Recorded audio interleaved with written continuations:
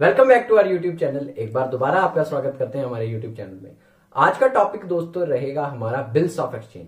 जी हाँ दोस्तों, आज टॉपिक पर बात करेंगे बिल्स ऑफ एक्सचेंज पर। क्या होता है बिल्स ऑफ एक्सचेंज, यहीं से स्टार्टिंग करते हैं दोस्तों। बिल्स ऑफ एक्सचेंज क्या होता है, इसके ऊपर दोस्तों एक एक्ट लगता है, नेगोशिएबल एक्ट 1881। जी हाँ दोस्तों, उसके सेक्शन 5 ने डिफाइन किया है दोस्तों। Section 5 defines the bills of exchange. A bill of exchange is an instrument in writing containing an unconditional order signed by a maker directed to a person to pay a sum of the money only to or on to the order of a certain person on the bearer of the instrument। दोस्तों ये तो थी definition, इसे बोलते हैं bills of exchange. तो इससे क्या पता लगता है, कुछ भी नहीं। हम अपनी भाषा में बात करेंगे, अपनी लैंग्वेज में देखेंगे। डिफाइन बिल्स ऑफ एक्सचेंज क्या होता है दोस्तों। देखो दोस्तों, सिंपल से एग्जांपल से स्टार्ट करते हैं। मैं हूं, मेरा एक दोस्त है, उसकी फोन की दुकान है दोस्तों। उसकी फोन की दुकान है, मैं उसके पास गया, मेरे साथ एक एडिशनल बंदा मेरे पहले ही दुकान पे खड़ा था। मैं गया, मैंने कहा दोस्त कैसे हो वगैरह, ठीक है जी और सुनाओ। मैंने कहा बहुत बढ़िया, सब कुछ अच्छा चल रहा है, एक फोन दे दो। उन्होंने मुझे फोन दिया, दिखाया, मुझे फोन पसंद आ गया। 10,000 रुपए का वो फोन था। मैंने कहा यार मैं तुझे ना कल दे दूंगा पैसे, आज मैं पैसे लाना भूल गया, मेरे वॉलेट में नहीं है, ये नहीं है, वो नहीं है, ऐसे नहीं है, वैसे नहीं है, मैं तेरे को कुछ दिन बाद दे दूंगा, कल भी मेरे पास नहीं होंगे, मैं तेरे को 1 महीने बाद दे दूंगा। वो कहता ठीक है यार, कोई बात नहीं है, अपनी दोस्तों भाइयों जैसी बात है तो कोई दिक्कत नहीं है, आप मेरे को 1 महीने बाद पैसे दे देना, फोन ले जाओ। मैं ले आया। मेरे साथ में एक अनदर कस्टमर खड़ा था। अब एक जो दूसरा कस्टमर प्यारे दोस्तों खड़ा था, उसने भी मेरे दोस्त को वही बात बोली कि भाई साहब मेरे पास भी पैसे नहीं है, क्या आप मुझे भी 1 महीने बाद दे दोगे। अब दोस्तों यहां पर क्वेश्चन था, क्या मेरा दोस्त उसे भी दे देता। वो एक अनजान कस्टमर था, जो मेरा दोस्त था मुझे वो जानता है। तो दोस्तों किसी भी प्रकार से इस तरीके की सिचुएशंस में, इस तरीके के स्ट्रक्चर में क्या हुआ, बिल्स ऑफ एक्सचेंज का काम आना शुरू हुआ। कैसे हुआ दोस्तों, अब मैं तो उसका डेटर हूं, मैं तो मेरे दोस्त का क्या हूं, डेटर हूं। जब मैं उसको पैसे दे दूंगा तो 0-0 हो जाएगा, नहीं तो मैं उसकी बुक्स में उसका डेटर बना रहूंगा। अब दूसरा बंदा वो भी ऐसे ही मांग रहा है। अब मेरा दोस्त उसको मना भी नहीं करना चाहता। क्यों नहीं मना करना चाहता, उसको दुकानदारी करनी है कि भाई एक बंदे को तो उसने क्या कर दिया, एक बंदे को उधार पे दे दिया, दूसरे बंदे को उधार पे नहीं दे रहा है, ऐसा क्यों। तो उसने कहा सर देखो, ये लड़का जो अभी आया था वो तो मुझे जानता था, मैं उसके घर के पास रहता हूं, मैं उसे कई सालों से जानता हूं, वो मेरी पेमेंट कर देगा। सर मैं आपको जानता नहीं हूं, लेकिन मैं आपको भी उधार देना चाहता हूं। आप क्या मुझे गारंटी दे सकते हो कि आप मुझे पैसा क्या कर दोगे, वापस कर दोगे 1 महीने बाद। वो कह रहा बता दोस्त कैसे गारंटी दूं, किस तरीके से गारंटी दूं। उसने कहा सर मैं एक डॉक्यूमेंट तैयार करता हूं, ऑफिशियल पेपर तैयार करता हूं, ठीक है जी। उसमें मैं क्या लिख रहा हूं, मैं लिख रहा हूं मैंने एक फोन इस तारीख को आपको बेचा है और मैं उस पर साइन कर दूंगा, आप भी उस पर साइन कर देना, और वो एक लीगल डॉक्यूमेंट होगा जो कोर्ट में वैलिड होगा। अगर आप मेरे पैसे वापस नहीं करेंगे, अगर आप मेरे पैसे प्यारे दोस्तों वापस नहीं करेंगे, मेरे दोस्त ने कहा, तो मैं आपको कोर्ट में ले जाऊंगा और वहां कोर्ट जो भी फैसला करेगा मैं कोर्ट के मुताबिक आपसे पैसे ले लूंगा। तो ये डॉक्यूमेंट हुआ। वो कह रहा ठीक है, मैंने देने ही देने हैं 1 महीने बाद, मेरे पास अभी नहीं है लेकिन मैं दे दूंगा, पक्का दे दूंगा, कोई दिक्कत नहीं। तो दोस्तों जिसने वो बिल बनाया, वो डॉक्यूमेंट बनाया, उस पूरे डॉक्यूमेंट को बोलते हैं बिल्स ऑफ एक्सचेंज। जिसने वो बनाया, जो मेरा दोस्त था, दुकानदार था, जो सेलर था, उसने जब डॉक्यूमेंट बनाया उसे बोलेंगे ड्रॉयर। क्या बोलेंगे प्यारे दोस्तों, उसे ड्रॉयर। जिसके ऊपर बनाया उसे बोलते हैं हम दोस्तों ड्रॉई। जिसके ऊपर डॉक्यूमेंट बना, किसके ऊपर, वो सामने वाले कस्टमर के ऊपर बना, तो कस्टमर को बोलेंगे ड्रॉई। और दोस्तों जिस दिन 1 महीना पूरा हुआ, जैसे ही 1 महीना पूरे होने में अभी 2 दिन थे, वही बंदा आके मेरे दोस्त की दुकान पर खड़ा हो गया और उसने उसे कहा सर ये आपके 10,000 रुपए, ठीक है जी। उस दिन मेरा दोस्त बन गया पेई। क्या बन गया, पेई, क्योंकि पेमेंट मिली है। मतलब कहने का क्या है कि मेरा दोस्त ही ड्रॉयर था, मेरा दोस्त ही पेई बन गया। जी हाँ दोस्तों, तो 3 पार्टीज होती हैं दोस्तों बिल्स ऑफ एक्सचेंज में। कितनी पार्टीज होती हैं, 3 पार्टीज होती हैं बिल्स ऑफ एक्सचेंज में। किस तरीके से गाइड करना है हमें अपने आप को, एक वो बंदा जो बिल बनाता है उसका नाम होता है ड्रॉयर, एक वो बंदा जिसके ऊपर बनाया जाता है उसे हम बोलते हैं दोस्तों ड्रॉई, और एक तीसरा बंदा जिसको पेमेंट मिलती है। अब आप कहेंगे कि तीसरा बंदा क्यों कह रहे हो, पहला बंदा ही क्यों नहीं। आगे चल के दोस्तों आपको ये चीज भी क्लैरिफाई हो जाएगी, ये भी एक चीज ऐड होनी ही होनी है। तो parties of bills of exchange कितनी होती हैं, तो parties of bills of exchange होती हैं 3।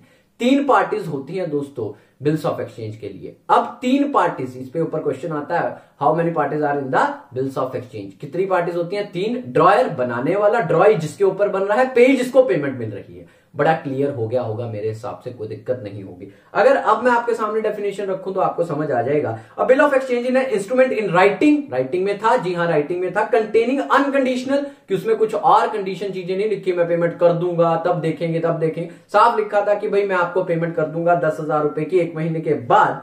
Order signed by the maker, dryer के भी साइन हुए थे, मेरे दोस्त के भी साइन हुए थे। Directed to a certain person to a sum of the money only और the order of the certain person. इसका मतलब यह है कि मेरे दोस्त ने अगर कहा उसको कि मुझे इस तरीके से पैसे चाहिए, या मेरे दोस्त ने कहा कि यार मेरे को तूने 10,000 देने हैं, वो उसको दे देना, तो जो भी मेरा दोस्त उस पर्सन को ऑर्डर करेगा तो वो भी उसको मानना पड़ेगा। A certain person or to the bearer of the instrument, मतलब बिल्स ऑफ एक्सचेंज एक रिटन डॉक्यूमेंट है प्यारे दोस्तों, जो कि उधार का काम करता है। उधार में जैसे हम डेटर से पैसा, उधार पे सामान बेच देते हैं और डेटर से कुछ नहीं लिखवाते, एक लिखवाया हुआ डॉक्यूमेंट बिल्स ऑफ एक्सचेंज के तौर पर काम करता है, उसे ही हम बोलते हैं बिल रिसीवेबल, BR। मेरे दोस्त के लिए वो BR है, और जिसने ड्रॉई ने साइन किया उसके लिए है BP, बिल्स पेपर। उसने उस बिल के अगेंस्ट पेमेंट करनी है और मेरे दोस्त ने उस बिल के अगेंस्ट पेमेंट रिसीव करनी है। इसलिए BR stands for bill receivable, कि मुझे रिसीव होना है, और BP stands for bill paper, उस कस्टमर ने मेरे दोस्त को पेमेंट करनी है, तो that is term to be the bills paper. तो कितनी पार्टीज होंगी बिल्स ऑफ एक्सचेंज में दोस्तों? 3 पार्टीज होंगी, ड्रॉयर, ड्रॉई, पे। मेरे हिसाब से बहुत इजिली क्लियर होगा, कोई दिक्कत नहीं होगी। यहां तक क्लियर है ना दोस्तों? आगे बढ़ता हूं, एक स्पेसिमेन भी दिखा दूंगा आपको, देख लेंगे आप, साइड में आ रहा होगा।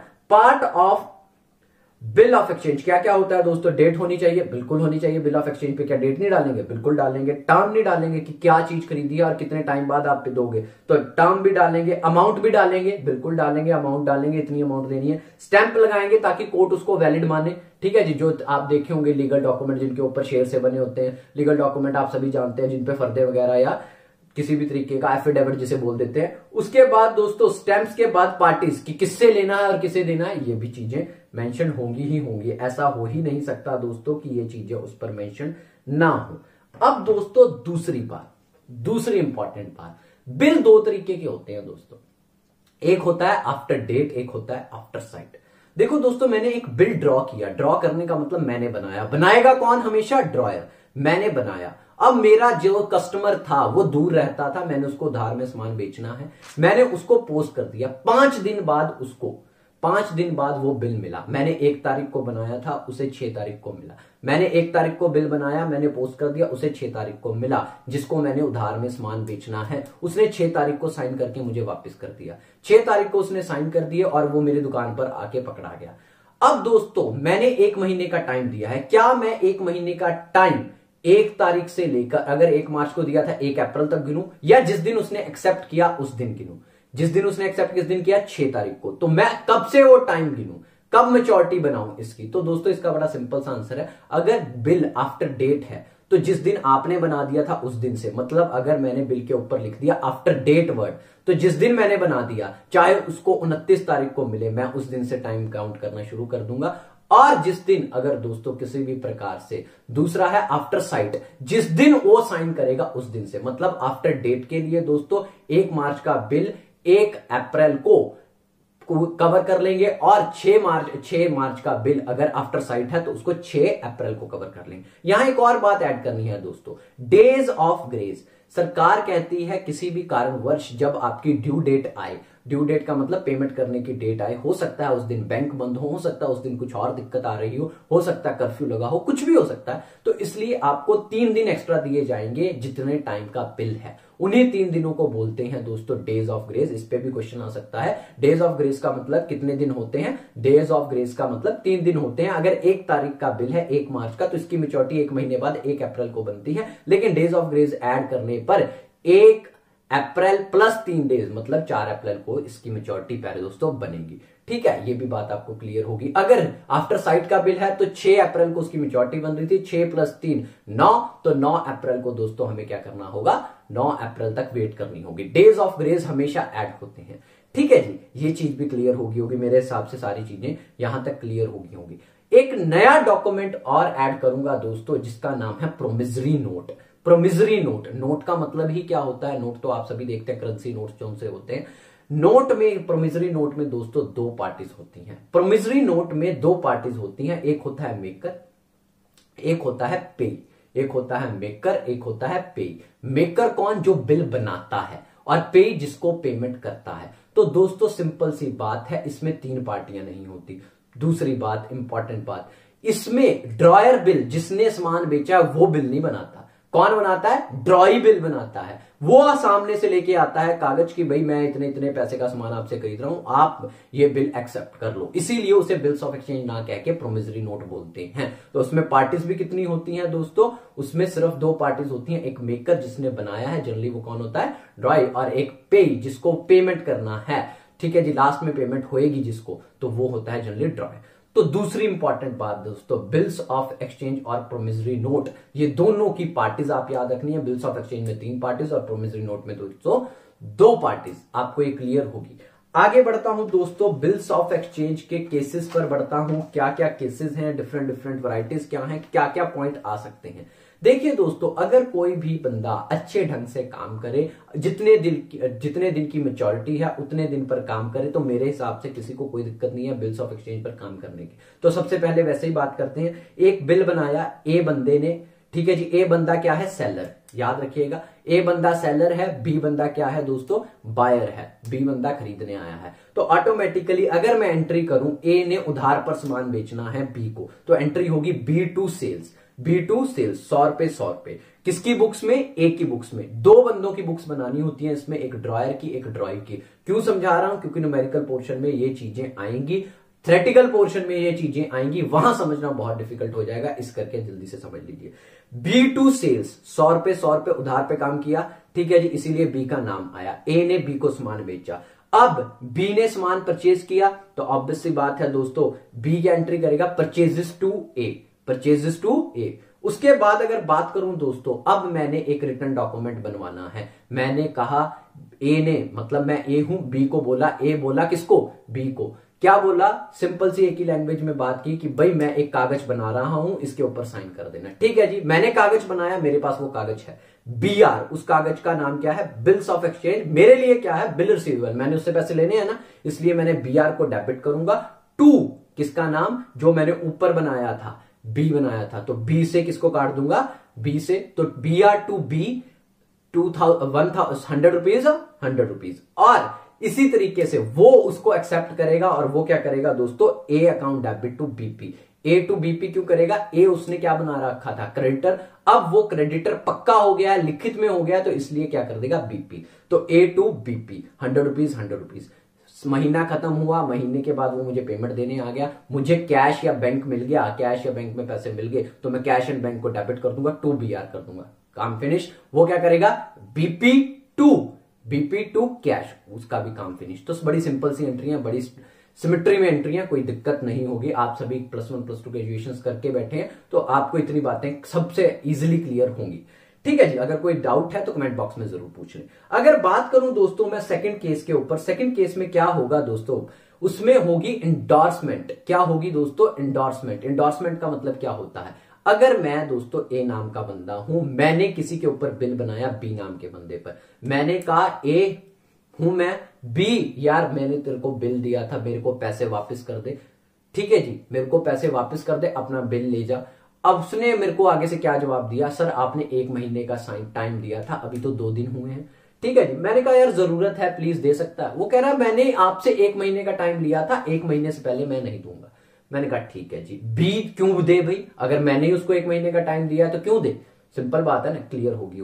मतलब ए ने बिल बनाया किसके ऊपर, बी के ऊपर, बी ने एक्सेप्ट किया, बी ने एक्सेप्ट करके बिल मेरे को दे दिया, 1 महीने बाद बी मुझे पेमेंट देने आएगा। अगर मैं दूसरे दिन मांगता हूं जाके, तो गलती तो मेरी है ना, तो गलती मेरी है, बिल्कुल मेरी है दोस्तों। तो इसीलिए मैं मांग नहीं सकता। मैंने मांग के देखा, बी ने मना कर दिया ए को, तो ऑटोमेटिकली सारी चीजें गलत हो गई। क्या गलत होगी, मेरे पैसे चाहिए और मैंने उसको उधार पे सामान बेच रखा है, और वो 1 महीने बाद पैसे देगा, लेकिन मुझे आज ही पैसे चाहिए। क्यों चाहिए, मुझे सी को देने हैं।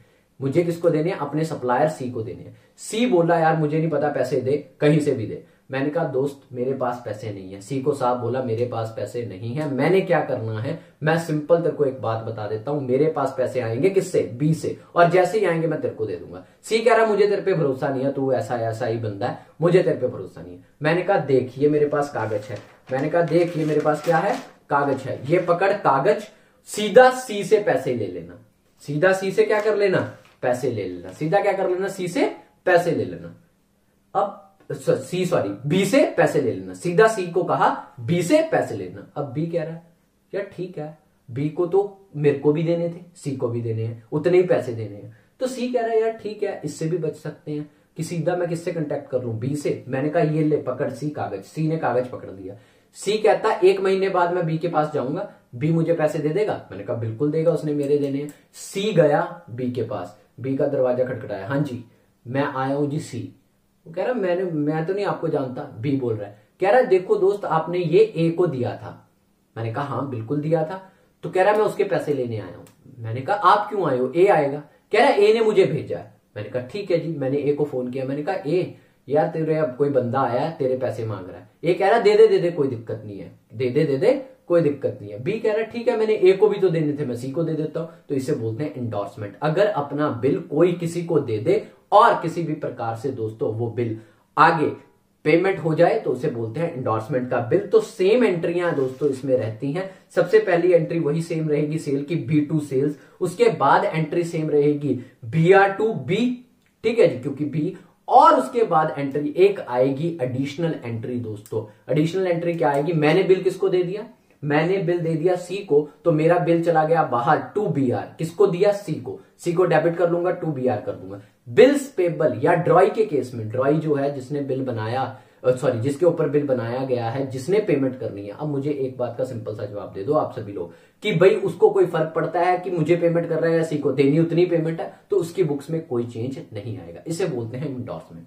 आगे बढ़ूंगा दोस्तों, अगला केस है इंडोर्समेंट के बाद डिस्काउंट का। डिस्काउंट करवाने का मतलब क्या होता है, मुझे पैसे की जरूरत है, मुझे अपने लिए पैसे की जरूरत है। सेम केस है पीछे वाला, ए और बी। ए ने क्या किया, बिल बनाया किसके ऊपर, बी के ऊपर, बी ने एक्सेप्टेंस करके मुझे दे दिया। बी बोल रहा है 1 महीने बाद पैसे दूंगा, मुझे दूसरे दिन पैसे की जरूरत पड़ गई। सेम केस सेम पैटर्न, लेकिन अभी मुझे जरूरत है, मुझे सी को नहीं देना। अब मैं कह रहा हूं क्या करूं क्या करूं क्या करूं क्या करूं क्या करूं। सी मेरा दोस्त मेरे पास बैठा था, कह रहा है सी यार ऐसा कर तू जाके बैंक से पैसे ले ले। मैंने कहा बैंक क्यों देगा, कह रहा बैंक थोड़े टाइम बाद किससे ले लेगा, 1 महीने बाद बी से ले लेगा। मैंने कहा बैंक क्यों मेरे लिए काम करेगा, वो कह रहा है पैसे लगते हैं इस चीज के, बैंक तेरे से थोड़ा सा कमीशन चार्ज करेगा डिस्काउंट के तौर पर, कि आज तेरा बिल मैं डिस्काउंट करके दे रहा हूं, मैं 1 महीने बाद किससे ले लूंगा, किससे ले लूंगा, बी से ले लूंगा। तो इसे बोलते हैं डिस्काउंटिंग ऑफ बिल। मैं बैंक के पास गया, मैंने 100 रुपए का बिल बैंक को पकड़ाया, 100 रुपए का बिल बैंक ने रख लिया, मुझे 90 रुपए दे दिए। मैंने कहा बैंक ये क्या बात है, मैंने 100 रुपए का बिल पकड़ाया तो 90 क्यों दे रहा है, कह रहा 10 रुपए मेरे भी तो लगेंगे डिस्काउंट के। तो बैंक डिस्काउंट के 10 रुपए लग गए। जब मेच्योरिटी हुई, बैंक दौड़ा दौड़ा किसके पास गया, मेरे बी के पास। बी से उसने क्या ले लिया, पैसे ले लिए, पैसे मिल गए, काम खत्म हो गया, बैंक भी खुश, बी भी खुश, ए भी खुश। तो बड़ी इजीली सी कहानी है, इसे बोलते हैं हम डिस्काउंटिंग ऑफ बिल। उसके बाद दोस्तों इसमें अगर एंट्री की बात करूं तो एक एंट्री ऐड हो जाती है, मैं पहले ही पैसे ले रहा हूं, बैंक अकाउंट डेबिट, BR जो बैंक अकाउंट डेबिट हो गया, टू BR कितने से, 100 रुपए से, बैंक में मुझे आए 90 रुपए और बैंक डिस्काउंट के कट गए 10 रुपए। बीपी को कोई फर्क नहीं पड़ेगा, क्यों फर्क पड़ेगा भाई, क्या कारण है बीपी को फर्क पड़ने का, तो ऐसा कुछ भी दिक्कत नहीं है। एक और केस होता है दोस्तों, bill sent for collection. Sent for collection का मतलब प्यारे दोस्तों क्या होता है, सेंट फॉर कलेक्शन का मतलब बड़ा इजीली है, मेरे पास बहुत सारे बिल आते हैं, मैं बहुत सारा उधार में सामान बेचता हूं, मैं अकेले के पास जाने लग गया तो मुझे बहुत दिक्कत होगी, बहुत ज्यादा दिक्कत होगी, बहुत ज्यादा इरिटेशन होगी। मैंने बैंक को कहा बैंक 1 महीने के लिए ले 2000 रुपए और मेरे सारे बिल डिस्काउंट वो कर लिया कर। मेरे सारे बिल डिस्काउंट अलग केस है, मेरे सारे बिल मेरे ड्रॉइज हैं उनसे मेरे पैसे वापस ले आकर। जैसे बैंक आपकी इंस्टॉलमेंट में पेमेंट कर देता है, जैसे बैंक आपकी ऑटो कट कर देता है, ऐसे ही बैंक बिल्स ऑफ एक्सचेंज को कलेक्ट करने का काम भी करता है, जिसे बोलते हैं बिल सेंट फॉर कलेक्शन। तो ऑटोमेटिकली बैंक कहता है चार्जेस लेने हैं, मुझे क्या दिक्कत है, मेरे पैसे बन रहे हैं, मैं दे दूंगा, कोई दिक्कत नहीं। तो ये भी एक केस है दोस्तों। उसके बाद एक और केस बन जाता है रिफंड का, कि दोस्तों कभी कभी क्या होता है, बी मेरे पास दूसरे दिन ही आ गया, कह रहा है आपको पैसे चाहिए, आपको क्या चाहिए, रिबेट बोलते हैं इसे, कि आपको पैसे चाहिए। मैंने कहा यार नहीं बी 1 महीने बाद दे देना, कह रहा मैं आज ही दे दूंगा। मैंने कहा ला मेरे को क्या दिक्कत है, अगर 1 महीने का क्रेडिट दिया था आज ही दे देगा तू, मेरे को क्या दिक्कत है, कह रहा बट मैं 100 रुपए कम दूंगा। मैंने कहा क्यों, कह रहा मैं नहीं तो 1 महीने बाद दे दूंगा, आपने मुझे परमिशन दिया। मैंने कहा आ रहे हैं तो आने दे, क्या दिक्कत है, 100 रुपए कम दे देना, छोड़। इसको भी एक केस माना जाता है। और उसके बाद हो जाता है डिसऑनर। डिसऑनर का मतलब क्या होता है प्यारे दोस्तों? डिसऑनर का मतलब बड़ा सिंपल सा होता है कि सामने वाले ने पैसे देने से मना कर दिया। अब सामने वाले ने पैसे देने से मना कर दिया, उसके दो केस है, या तो वो फ्रॉड कर रहा है, फिर तो सीधा कोर्ट में जाएंगे, कोर्ट सुलटाएगा हमारा। दूसरा उसकी कोई मजबूरी थी, वो कह रहा है सर मुझे थोड़ा और टाइम दे दो, थोड़ा और टाइम दे दो, थोड़ा और टाइम दे दोगे तो इसके कारण, इसी काम के कारण मेरा काम सर जाएगा, थोड़ा और टाइम दे दो, 1 महीना और दे दो जहां 1 महीना दिया। मैंने कहा चल यार तेरी मजबूरी थी, तेरे घर पे कोई दिक्कत थी, मैं मान रहा हूं, लेकिन उसके बीच में एक वर्ड आता है दोस्तों, नोटिंग चार्जेस। बिल क्या हो गया, डिसऑनर हो गया। डिसऑनर होने के कारण कुछ लीगल खर्चा हुआ, क्योंकि दोबारा से कॉन्ट्रैक्ट बना, सारी चीजें दोबारा से बनी, तो उसको कौन बियर करेगा, भाई किसकी गलती से हुआ, वो ड्रॉय की गलती से हुआ, तो ड्रॉय ही हमेशा उसे बियर करता है, उसी को हम बोलते हैं दोस्तों नोटिंग चार्जेस। क्लियर होगा मेरे हिसाब से, सारी चीजें आपको क्लियर होंगी। ये था दोस्तों कंप्लीट एक रिव्यू बिल्स ऑफ एक्सचेंज के ऊपर, जिसके ऊपर आपको बहुत सारे क्वेश्चन आएंगे एमसीक्यूज में, अगली ही वीडियो में आपके साथ डिस्कस करूंगा। ये कंप्लीट रिव्यू था बिल्स ऑफ एक्सचेंज पे। अगर किसी भी प्रकार का कोई भी डाउट हो, कोई भी मन में क्वेश्चन हो, तो आप कमेंट बॉक्स में जरूर लिखिए। सारी की सारी चीजें जैसे जैसे आपको क्लियर होती जाएंगी, वैसे वैसे आपके एमसीक्यू और स्ट्रांग होते जाएंगे। इसी तरह की वीडियोस के लिए हमारे चैनल को लाइक, सब्सक्राइब और शेयर करें। जल्दी मिलते हैं दोस्तों अगली वीडियो में। थैंक यू दोस्तों।